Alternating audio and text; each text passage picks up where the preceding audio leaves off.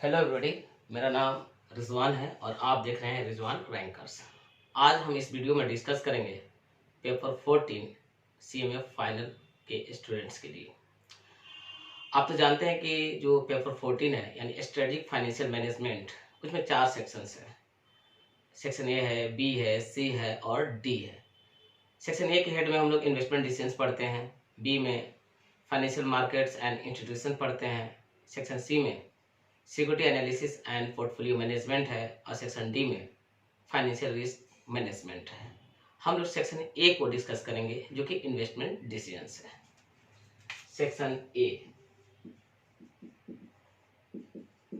Investment decisions.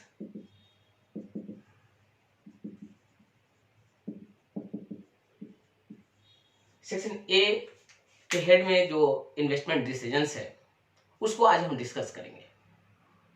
Investment decision कहते किसको हैं, इसका नेचर क्या होता है, इसका इम्पोर्टेंस क्या है और साथ साथ इसके कितने टाइप्स होते हैं और इसमें कौन कौन सा फेजेस यानी स्टेप्स इन्वॉल्व होते हैं। इस वीडियो में हम इन सब टॉपिक्स को डिस्कस करने जा रहे हैं। इन्वेस्टमेंट डिसीजन को डिस्कस करने से पहले हमको ये जानना होगा कि फाइनेंशियल मैनेजमेंट किसको कहते हैं। आप हम सब जानते हैं कि financial management is one of the managerial functions.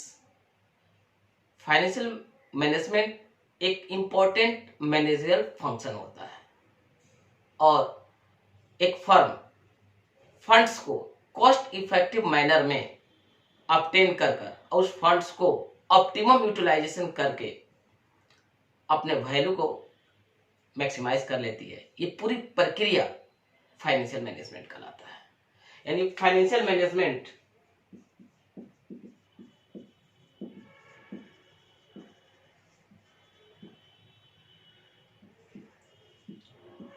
the process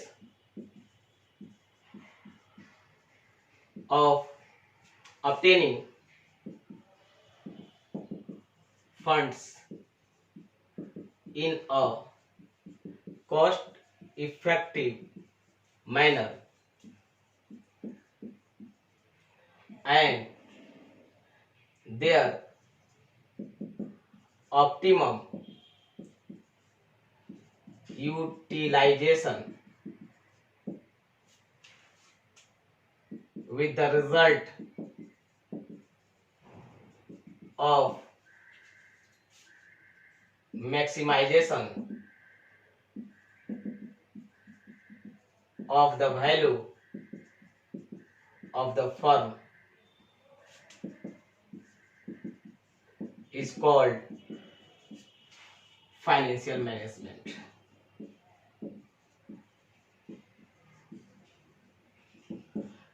the process of obtaining funds यानी वो प्रक्रिया जिसके द्वारा कोई फर्म अपने फंड्स को कॉस्ट इफेक्टिव मैनर में यानी at the lowest possible cost पे ऑब्टेन करती है, प्राप्त करती है और their optimum utilisation with the result of maximisation of the value of the firm is called financial management. यानी फाइनेंशियल मैनेजमेंट एक ऐसा प्रोसेस है जिसमें कोई फर्म अपने लिए फंड्स काफी लो कॉस्ट पे यानी लोएस्ट पॉसिबल कॉस्ट पे प्राप्त करती है और उस फंड्स को इस तरह से यूटिलाइज करती है so that the value of the firm can be maximise. ये पूरी प्रक्रिया को फाइनेंशियल मैनेजमेंट कहा जाता है। फाइनेंशियल मैनेजमेंट में 3 तरह का डिसीजंस लिए जाते हैं: investment decisions, financing decisions and dividend decisions.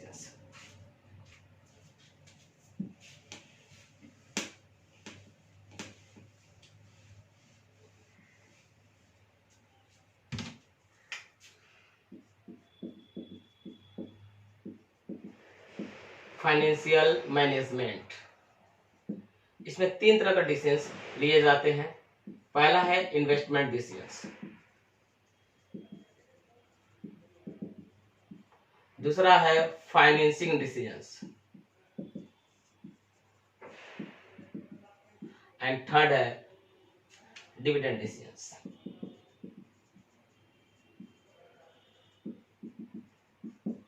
Financial management involves 3 types of decisions: investment decisions, financing decisions and dividend decisions. हम लोग डिस्कस करने जा रहे हैं इन्वेस्टमेंट डिसीजंस को।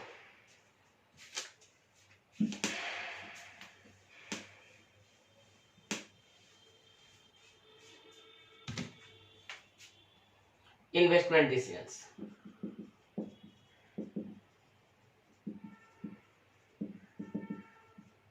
इन्वेस्टमेंट डिसीजंस दो तरह के होते हैं, लॉन्ग टर्म इन्वेस्टमेंट डिसीजंस और short term investment decisions.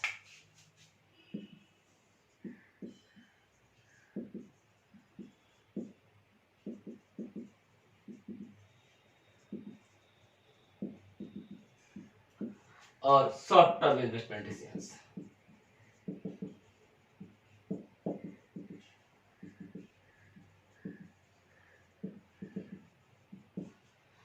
Long term investment decisions के दो और नाम है, कैपिटल बजटिंग डिसीजंस और capital expenditure decisions. These decisions relate to investment in assets called long-term assets that generate benefits for a firm for a number of years. सालों साल तक जो एसेट फर्म के लिए जनरेट करते हैं प्रॉफिट बेनिफिट्स, उस तरह का एसेट को लॉन्ग टर्म एसेट्स कहते हैं। और उसमें जो इन्वेस्टमेंट्स होते हैं उससे रिगार्डिंग जो डिसीजंस होते हैं they are called long term investment decisions. बात होगी लॉन्ग टर्म इन्वेस्टमेंट डिसीजंस की।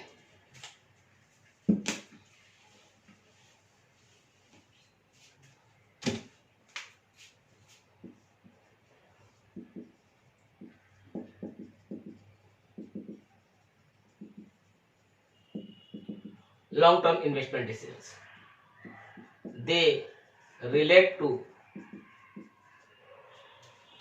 investments in assets called long term assets that generate benefits for a firm for a number of years.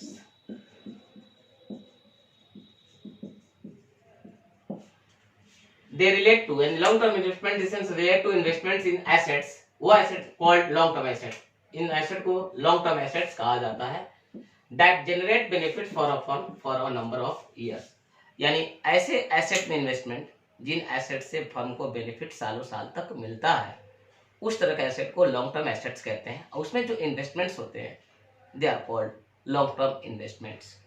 उससे related जो decisions हुए long term investment decisions. Long term investment decisions have two other names, इनका दो और भी नाम है। क्या क्या नाम है?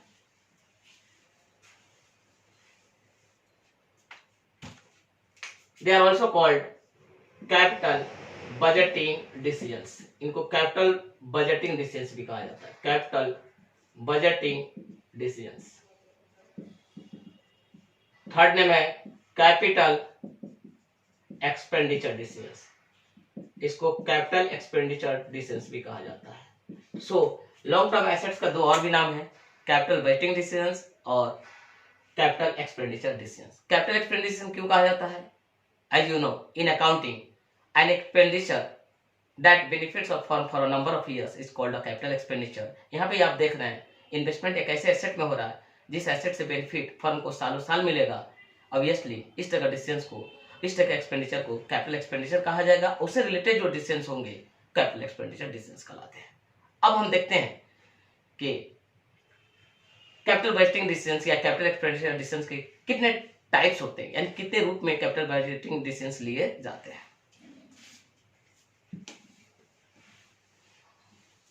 Types of capital budgeting decisions. Types of capital budgeting decisions.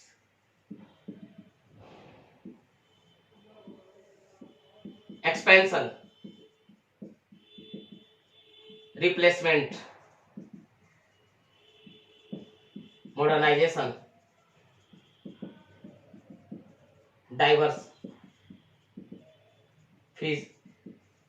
Diversification, ये टाइप्स है कैपिटल बजटिंग डिसीजंस के, यानी लॉन्ग टर्म इन्वेस्टमेंट डिसीजंस के। Expansion, when a firm decide to expand, यानी वो अपने ऑपरेशंस को बढ़ाना चाहता है, obviously it has to acquire new assets और machinery and it will come under the long term investment decisions. Number 2, replacement. जब कोई फर्म अपने पुराने एसेट को रिप्लेस करना चाहती है, उसकी जगह न्यू लाना चाहती है, तो that is known as replacement and it is also part of long term investment decisions. Modernisation, modernise करते हैं, अपडेट करते हैं, लेटेस्ट टेक्नोलॉजी को उसमें इंट्रोड्यूस करते हैं, this is known as modernisation and it is also part of long term investment decision in capital vesting decisions.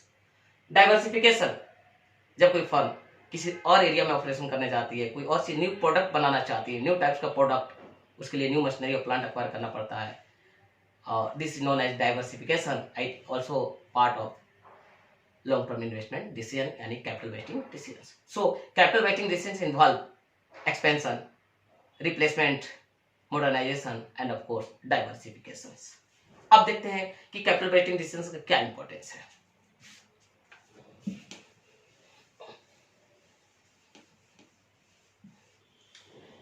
Capital wasting decision का nature और importance, nature and importance. Capital vesting decision is the most complex decisions of financial management. क्यों? इसके 3 reasons हैं। पहला reason, they require huge sums of money, यानी जब भी capital vesting decisions होंगे बहुत ज्यादा पैसे की जरूरत पड़ती है, यानी लॉन्ग टर्म इन्वेस्टमेंट कम पैसे नहीं, बहुत ज्यादा सम्स की जरूरत पड़ती है। Number 2, they involve lots of uncertainty and risk because they involve assessing benefits to be derived in future, यानी जब भी कैपिटल वेस्टिंग होता है तो हम ऐसे बेनिफिट्स को असेस करते हैं जो बेनिफिट्स फ्यूचर में मिलेगा, सालों साल मिलेगा। Of course difficulties, uncertainties and risk are involved in the process of capital vesting decisions. And third, they are irreversible in nature. If they are reversed in any case, the firm will have to incur huge losses and it will have a major impact on the performance and productivity of the firm for a number of years.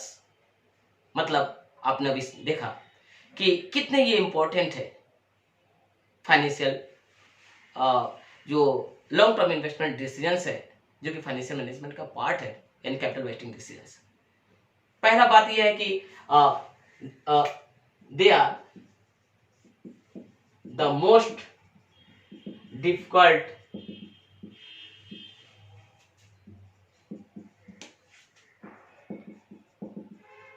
and complex decisions because of the following reasons. 3 reasons है। They require huge sums of money, बहुत पैसे की जरूरत पड़ती है capital wasting में, कम पैसे नहीं, बहुत पैसे की जरूरत पड़ती है, ह्यूज सम्स ऑफ मनी की जरूरत पड़ती है। Number 2, they involve assessing benefits to be obtained in future and hence lots of uncertainties and risk are involved.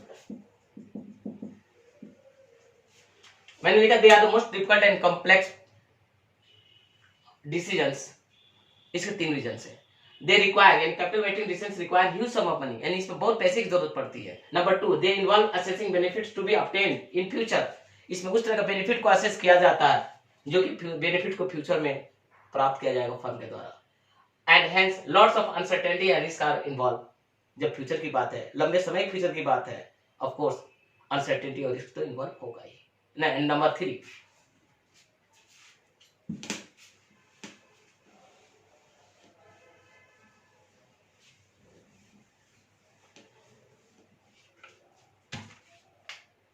they are irreversible in nature. If they are reversed, the firm will have to incur huge losses. If reversed, the firm will have to incur huge losses. Capital writing decisions एक बार लेने के बाद अगर वो उसको वापस लेना पड़ा किसी भी कारणवश, the firm will have to incur huge losses and it will have a very big impact on the performance and profitability of the firm for a very long period of time in the future. आपने देखा ये तीनों reasons ऐसे हैं जो long term investment decisions के nature को काफी कॉम्प्लेक्स, काफी जटिल बना दे रहे हैं और फर्म के परफॉर्मेंस, फर्म के सर्वाइवल, फर्म के ग्रोथ के लिए बहुत ही क्रिटिकल है, इंपॉर्टेंट है, इसेंशियल है। तो सो फाइनेंशियल मैनेजमेंट में जब हम कैपिटल राइटिंग डिसीजंस लेते हैं तो बहुत चीजों को फैक्टर कंसीडर करना पड़ता है, बहुत ही बारीकी से कंसीडर करना पड़ता है, क्योंकि जब भी कैपिटल राइटिंग डिसीजंस लिए जाते हैं तो बहुत ही पैसे की जरूरत पड़ती है और साथ साथ एक बार जब ले ली जाती इरिवर्सेबल है। एक बार लेने के बाद अगर इसको रिवर्स किया गया तो फर्म का इतना नुकसान होगा, इतना नुकसान होगा कि उसके परफॉर्मेंस और प्रॉफिटेबिलिटी पर लंबे समय तक उसका प्रभाव पड़ता है। इन सब कारणों से कैपिटल राइटिंग डिसीजन बहुत ही वाइटल, बहुत ही कॉम्प्लेक्स नेचर का हो जाता है। अब देखते हैं कि कैपिटल राइटिंग डिसीजन में क्या क्या फेजेस है, यानी क्या स्टेप्स है।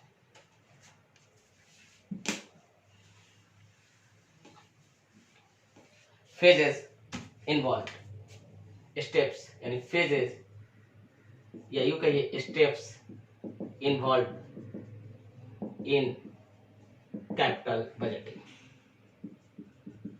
कैपिटल बजटिंग प्रोसेस में कौन कौन सा फेजेस है, यानी कौन कौन सा स्टेप्स इन्वॉल्व है। प्लानिंग, एनालिसिस, सिलेक्शन, इम्प्लीमेंटेशन,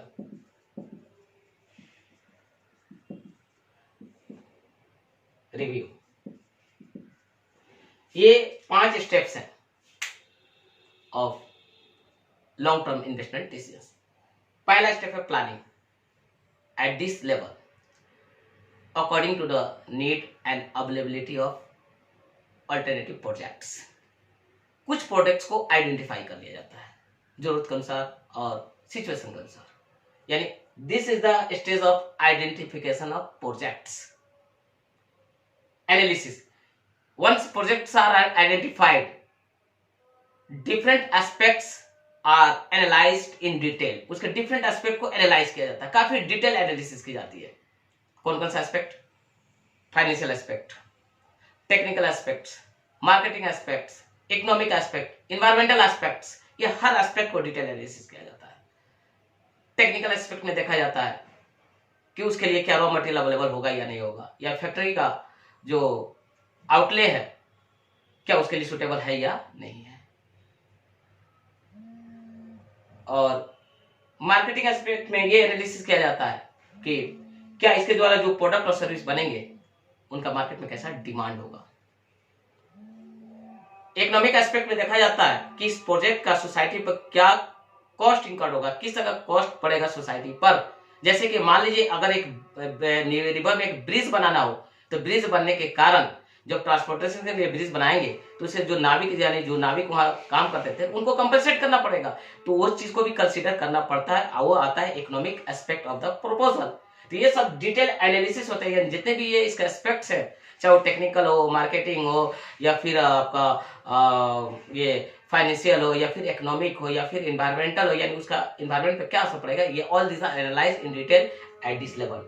जब ये एनालिसिस कंप्लीट हो जाता है तो इसमें से जो प्रोजेक्ट जो सिलेक्शन क्राइटेरिया है, यानी the best project fulfilling the selection criteria क्या है? एनपीवी 0 से बड़ा होना चाहिए, या आईआरआर 1 से बड़ा होना चाहिए, या कॉस्ट बेनिफिट रेशियो 1 से बड़ा होना चाहिए। तो ये सिलेक्शन क्राइटेरिया को इसमें से जो बेस्ट अल्टरनेटिव है और जो इसको सेटिस्फाई करते हैं उनको सिलेक्ट कर लिया जाएगा, यानी सिलेक्शन होगा।